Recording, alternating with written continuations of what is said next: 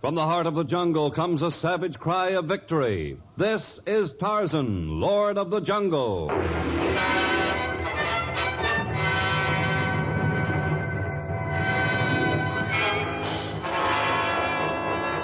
From the black core of dark Africa, land of enchantment, mystery, and violence, comes one of the most colorful figures of all time, transcribed from the immortal pen of Edgar Rice Burroughs. Tarzan, the bronzed white son of the jungle.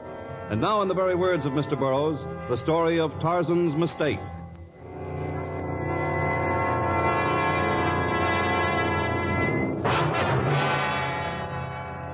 Black cats, 13, walking under ladders, spilling salt, knocking on wood. Maybe the list doesn't include your superstitions, but because people about us believe in these things, we sometimes think that maybe there's something to them. Tarzan had lived among the African natives for many, many years, and the voodoo and the jungle magic he had once scoffed at had become more and more a part of his own beliefs. Now he sat in the small windowless hut of Nadenga, sorceress of the Manobo tribe. Sitting cross-legged opposite the old woman, he watched her intently as she sprinkled secret powders into the kettle between them, began to sway rhythmically, and utter a magical incantation. What do you see in the kettle, Nadenga? Nadenga see nothing. But you must see something. I came hundreds of miles because you summoned me. You must see something there. You must tell me. Nadenga try. Into cauldron eagle's beak. Make the magic kettle speak. Eye of toad, wing of bat, fur of lion, tooth of cat, claw of panther, claw of mate. Tell us Tarzan's fate. Well, Nadenga? I see now. I see Tarzan and steam from magic cauldron. Yes? Jungle is no more. White men tear down trees, build roads, cross land with wagons that breathe fire. Railroads? White men kill blacks, destroy all in their path. Tarzan go live in white man's city. But I wouldn't do that. There's no other place. Jungle gone. Black men who Tarzan's friends dead. Now I see Tarzan sick. He pale, dying, cannot live in city. So he too go to the land of spirits. But is there nothing I can do to change this, Nadenga? Tarzan must stop white man from destroy jungle. White man come now near village Manobo people. Near here? Tarzan must stop Tarmangani from build iron road for wagons that breathe fire. Tarzan must destroy tools, supplies. White man must kill.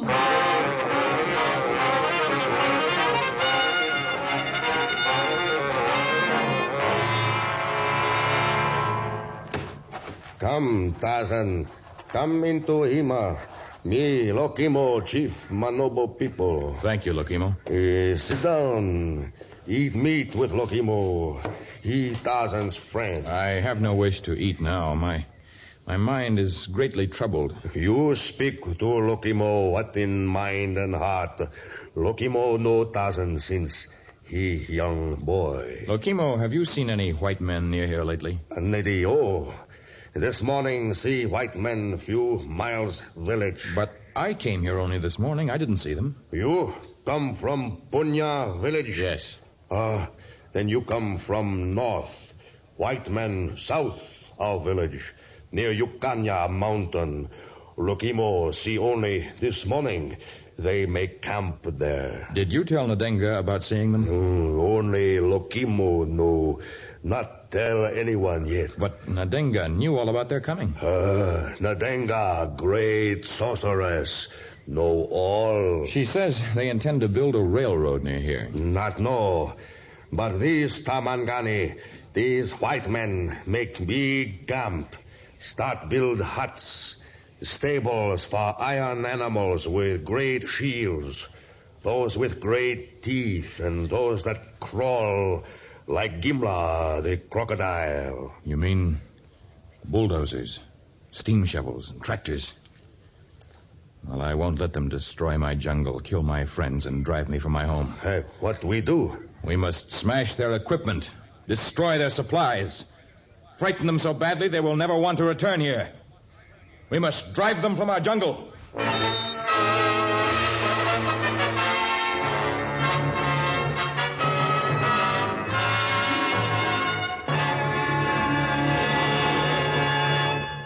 In just a moment, we shall learn what happens when Tarzan and the warriors of Manobo attack the camp of the white men.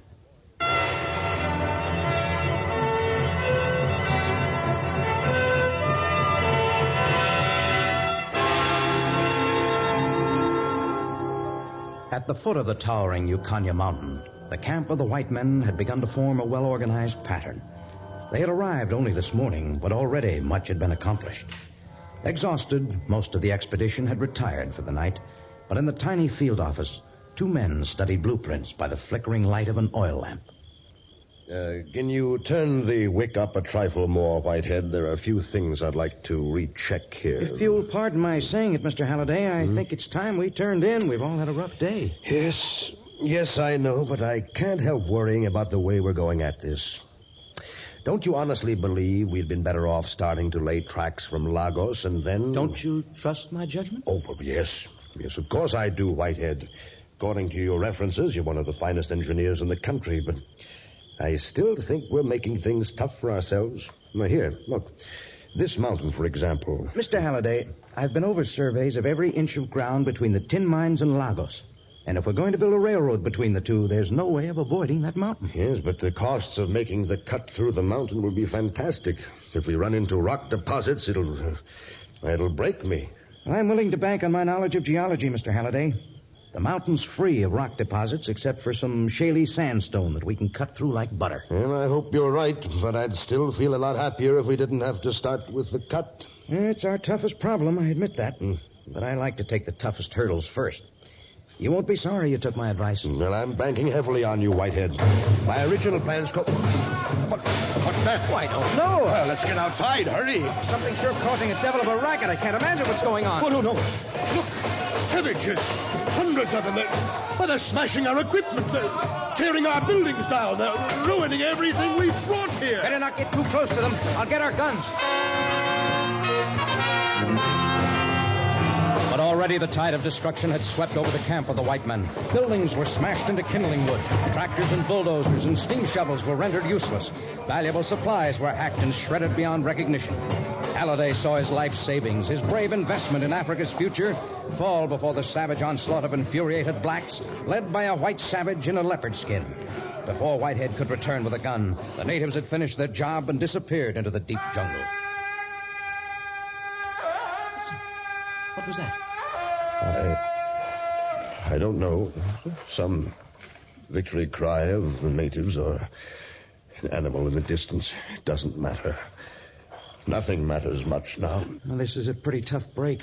One we couldn't look forward to. No, I suppose not. I feel badly for your sake as well as my own, Whitehead. And I may not be able to live up to that contract I made for your services. Oh, forget about it, Mr. Halliday. I won't try to hold you to the contract. Oh, thank you. Thank you, boy. I suppose we'll be heading back in the morning. No, we won't. I don't know what I'll be able to do, but I'm not giving up my dream of this railroad. If I have to, I'll build it rail by rail and tie by tie with my own hands.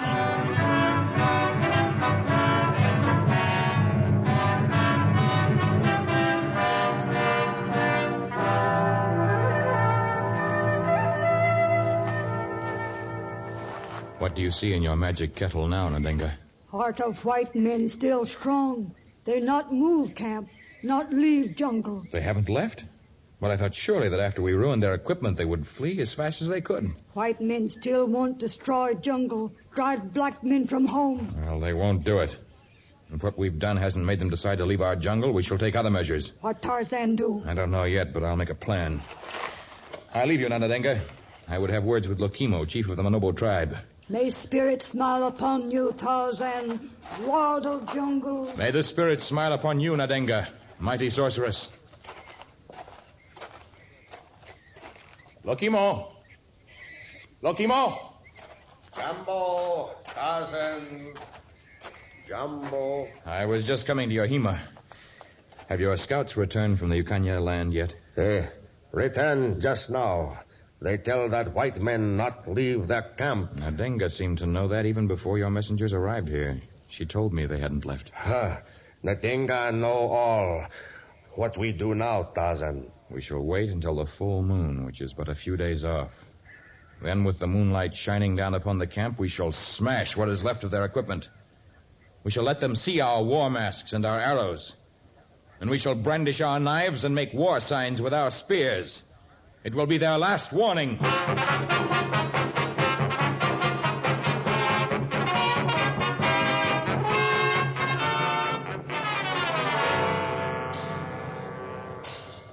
Hello there.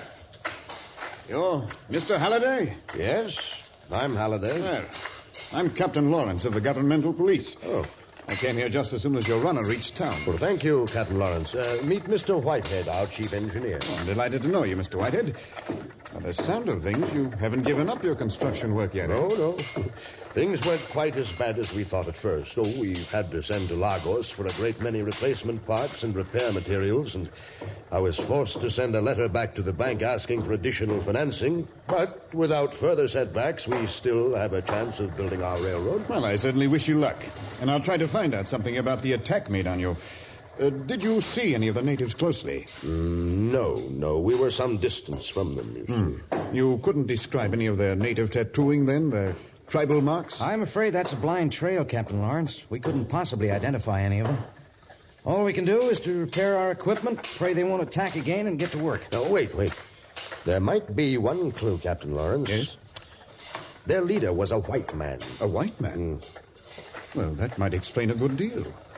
I understand the owners of the tin mines near Curaca aren't anxious to have a railroad servicing their competitors. Well, this man was no tin mine operator. He was a savage. Yeah, I think he may have been the one who gave that unearthly cry as they disappeared. An unearthly cry? No, it's not possible. It couldn't be. What are you talking about, Captain? The cry.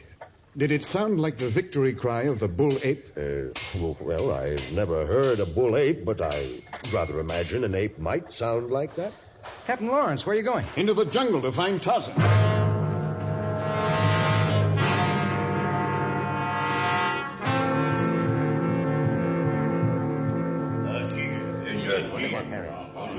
Move quick, white man. I'm coming to your council fire with you. There's no need to push me. Manobo people, not like white men who sneak into our village. I didn't sneak in. I walked right up to your sentry and asked him plainly whether he had seen Tarzan. It is important that I find him.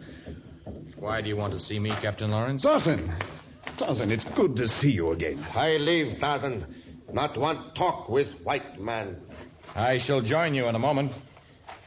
What do you want, Captain Lawrence? Well, that's not a very enthusiastic welcome for an old friend. Your lack of courtesy could be a shield to hide a guilty conscience. Why should I have a guilty conscience? 2 nights ago, a savage attack was made upon the camp of a Mr. Halliday. It was an unwarranted attack that caused considerable damage. And it was led by a white man.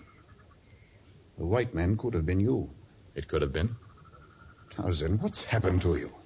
You've always been against unreasonable attacks, wasteful destruction of materials, injuries to a great and noble cause. A great cause? Do you think that tearing down the jungle to build cities where crime will flourish is a great cause? That depriving my black brothers of their homes is noble? Listen to me, Tarzan. Listen carefully. Charles Halliday is a friend to the black men, and he has invested every cent he has to build a railroad for their help. What do you mean? For many years, the owners of the tin mines near Curaca have had a virtual monopoly.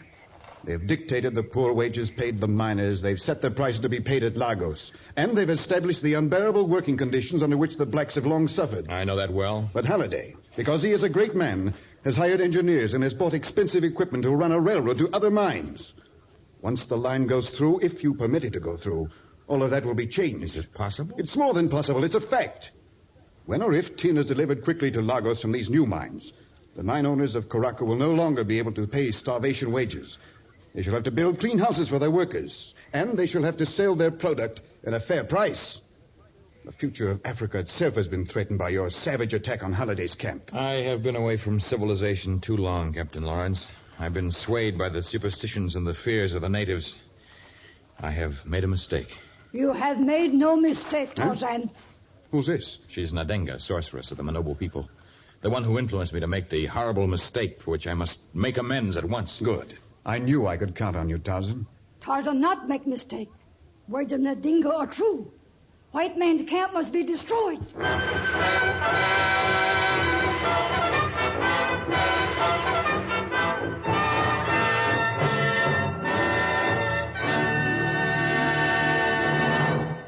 just a moment, the exciting conclusion of our story of Tarzan's mistake.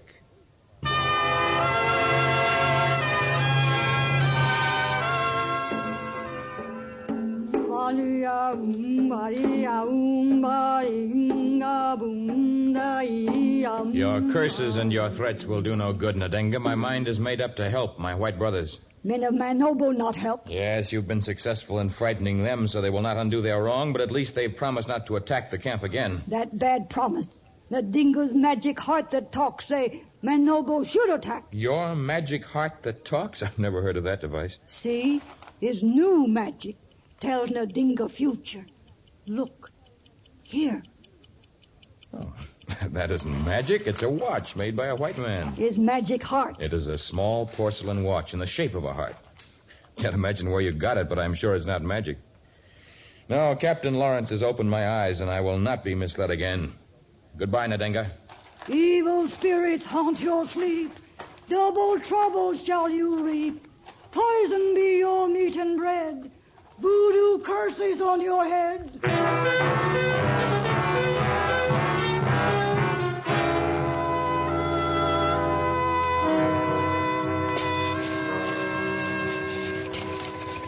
So you found him, huh? Yes, Mr. Halliday, this is Tarzan.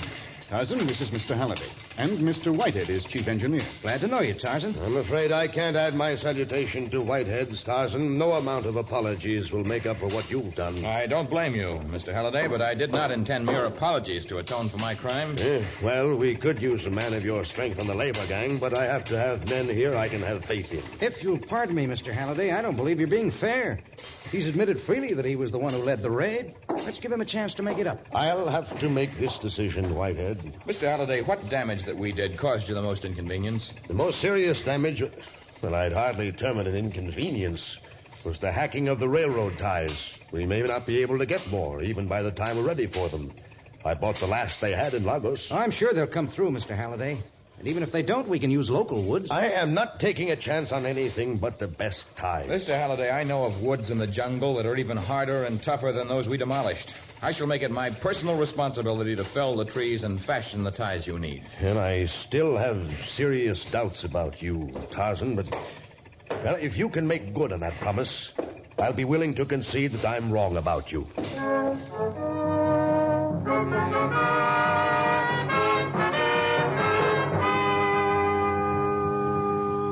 Well, Mr. Halliday, how did the work go today? Well, not too well, Captain Lawrence. We ran into granite deposits. Oh? Yes. Whitehead was certain there was nothing but shale there. But I just can't understand how he made such a mistake. Well, I guess we're all entitled to one mistake. Even Tarzan, who's made few in his lifetime, made one when he led the attack against you. Yes, and you made one when you didn't arrest him after you'd found him. There's no sign of him or the railroad ties he's promised. Oh, what's that? Another attack! I was right in not trusting that white savage. Your stations, men! Your stations! Ready! Aim! Fire!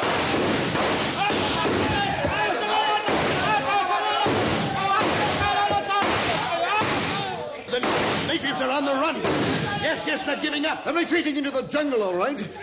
Well, we've killed half a dozen of them. Yes, we have, but look. 3 of our men on the ground with arrows through their hearts. You're Tarzan and his promises. But he didn't lead this attack. And I'll swear on my honor he had nothing to do with it. Hell, if Tarzan wasn't responsible for the attack, at least he has no intention of helping us. For all we know, he's hundreds of miles from here by this time. In one conclusion, Mr. Halliday was 100% correct. Tarzan was hundreds of miles away. At the very moment he was walking down the rubble-strewn main street of Curaca, center of the great tin monopoly. He passed the wretched shacks of the workmen, glanced at the sign over the headquarters of the largest of the mine owners, and then strolled into a small shop that sold trinkets and ornaments. Something in the store's window had caught his eye. May I help you? I noticed a heart-shaped watch in your window. Could you tell me its price? It's £4.6. It's very fine porcelain. There's not another one like it to be had in all of Africa. How can I be sure of that? Why, I myself purchased the watches in Switzerland and brought them here. There was only 2 of that particular design ever made. Good. I'd like 2 of them. Were I to return home with only one, it might cause jealousy. I'm very sorry, but I sold the other one some time ago. Oh, that's too bad. Well, I'll have to think about buying just one. Perhaps I'll be back later. I have some business here in town, right next door. I noticed the sign Weisskopf and Son as I came in. Yes, it is the largest tin mining firm in the entire district. Do you happen to know if Mr. Weisskopf would be in at this hour? Mr. Weisskopf is a very old man. He goes home quite early. Oh, but I didn't say which Mr. Weisskopf. How about the son who's mentioned in the sign? The old man had hopes his son would enter the business when he erected the sign, but the lad had other ideas. Like taking up a profession instead of entering the business? Why, are you questioning? And could the profession have been that of engineering? I don't know. What is this all about, And anyway? the other watch, was it to young Mr. Weisskopf that you sold it? That's none of your business. Perhaps not, but I have an inquisitive mind that insists on hearing the answers.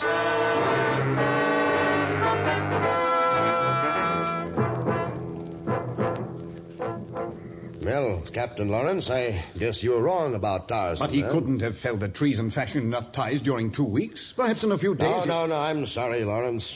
But if Tarzan intended to keep his word, he would have brought some here by this time. We're ready for them now, and there aren't any to be had in Lagos either. Well, I wish I could make some suggestion. All I can do is to have my men continue to guard your work.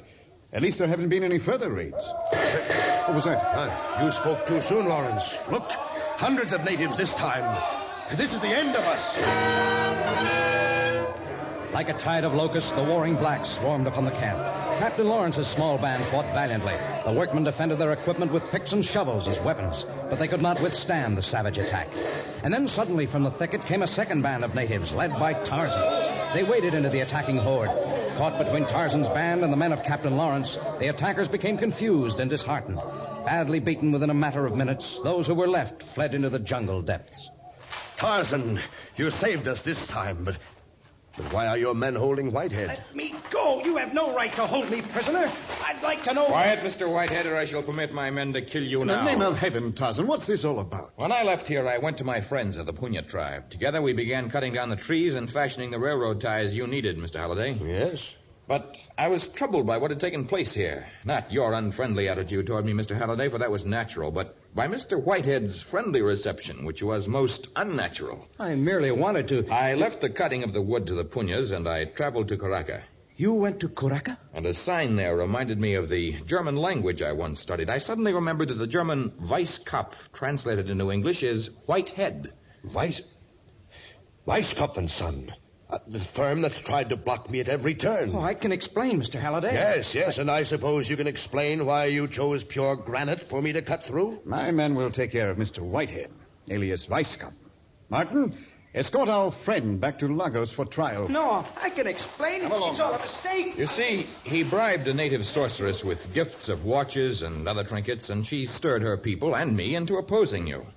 She shall receive jungle punishment. Well, I've changed my mind about you, Tarzan.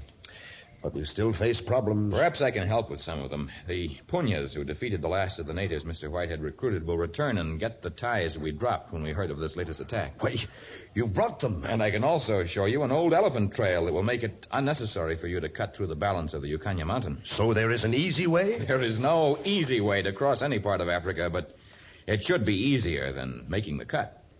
The men of Punya and I will help you build your railroad. And you will help me erase my great mistake.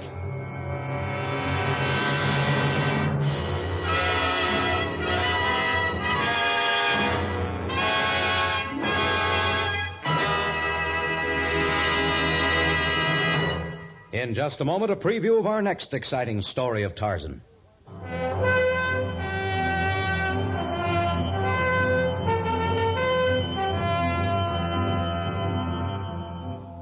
In later years, Tarzan was destined to question whether his strange experiences in the mystic land ever really happened at all.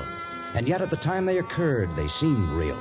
The buildings and the people and the strange acting animals appeared as genuine as those of his own jungle. But one can be sure of nothing except that death has small wings, which is the title of our next story of Tarzan. Tarzan, a transcribed creation of the famous Edgar Rice Burroughs, is produced by Walter White, Jr., prepared for radio by Bud Lesser, with original music by Albert Glasser. This is a Commodore production.